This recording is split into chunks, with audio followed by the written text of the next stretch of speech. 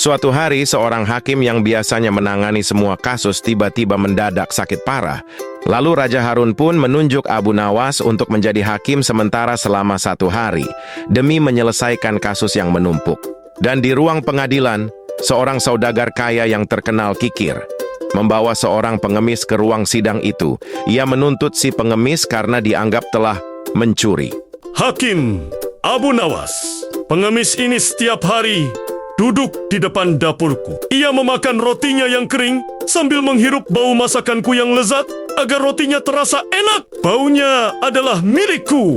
Karena dia sudah merasa kenyang dengan bau masakanku, dia harus membayarku 10 keping emas. Si pengemis itu pun menangis gemetar sambil berkata, Ampun Hakim, hamba tidak punya uang.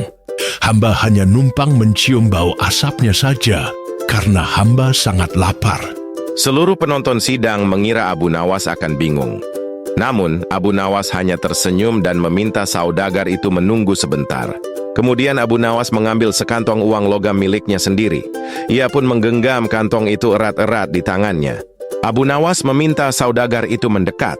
Ia kemudian menggoyang-goyangkan kantong uang itu tepat di samping telinga sang saudagar. Kring, kring, kring. Suara koin yang saling beradu terdengar sangat jelas. Saudagar itu mendengarkannya dengan mata berbinar-binar. Setelah beberapa saat, Abu Nawas memasukkan kembali kantong uangnya ke dalam saku bajunya. Ia pun kembali duduk di kursi hakim.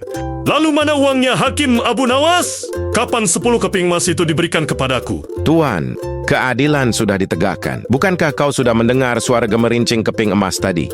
Pengemis ini hanya menikmati bau masakanmu, maka bayaran yang pantas bagimu adalah mendengar suara uangku. Bau dibayar dengan suara. Kita impas. Mendengar jawaban Abu, seketika semua penonton sidang bersorak gembira. Lalu saudagar itu pun pergi dengan wajah merah padam karena malu, sementara si pengemis bebas dari tuntutan. Abu Nawas berpesan, keadilan tidak bisa dipermainkan oleh harta. Tindakan yang tidak masuk akal harus dibalas dengan logika yang setara agar kebenaran tetap terjaga.